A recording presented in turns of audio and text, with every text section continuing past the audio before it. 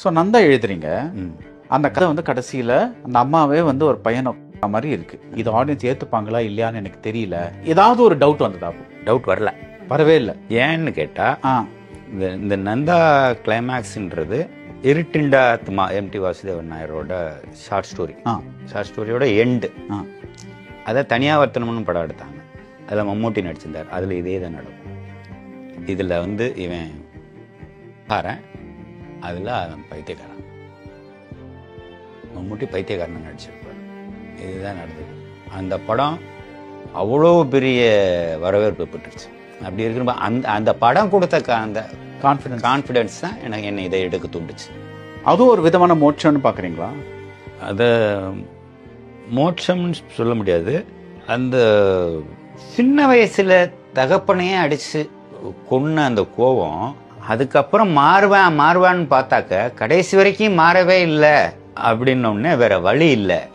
இவன் இருந்தான்னா இன்னுமே ஏதாவது பண்ணிக்கிட்டே தான் இருப்பான். அப்படின்றது தான் அந்த அம்மா கேரக்டரோட முடிவு.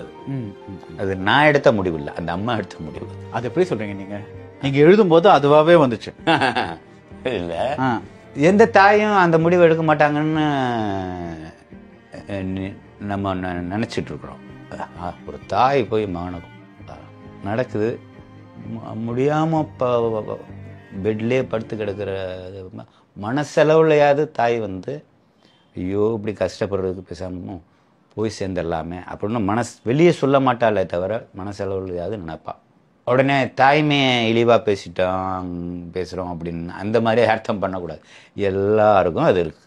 நான் கடவுளில் அந்த பொண்ணு இறக்குறது வந்து அதுதான் அவளுக்கு நிம்மதி, அது ஆக்சுவலி ஒரு ஹாப்பி எண்டிங் தான் அப்படின்னு தோணுதா? என்னை பொறுத்தளவுக்கு அந்த அகோரிகளை பொறுத்தளவுக்கு அது ஹாப்பி எண்டிங். ஜனங்களை பொறுத்தளவுக்கு அது வந்து சேட் எண்டிங் தான். ஆனால் அந்த சேட் எண்டிங்கை ரொம்ப போட்டு கதற விடாமல், மியூசிக்கில் என்ஹான்ஸும் பண்ணாமல், ஷட்டிலாகவும் பண்ணி அந்த படத்துக்கு ஒரு மரியாதை சேர்த்தவர் இளையராஜா. அவரோட கையில் இருந்தது. அது கடைசியில் அவர் இந்த பகவத்கீதையை போட்டு விட்டு அந்த பொண்ணை கழுத்தெடுத்து அப்புறம் பகவத்கீதையை போட்டு விட்டு அது நீங்க இது இல்லை அவர் சஜஸ்ட் பண்ண எப்படி சொல்றீங்க? இப்போ அது வந்ததுனால அது வந்து ஒரு ஆல்மோஸ்ட் லைக் ஒரு மோட்சம் கிடைச்சா மோட்சம் கிடைச்சிருச்சு அப்படிங்கிற மாதிரி ஒரு ஸோ எல்லாருமே வந்து அட என்னடா கொண்டுட்டே இருக்கிறேன் அப்படின்ற ஒரு சலிப்பு வரல. ஓகே, இப்போ நினைக்கிறேன்.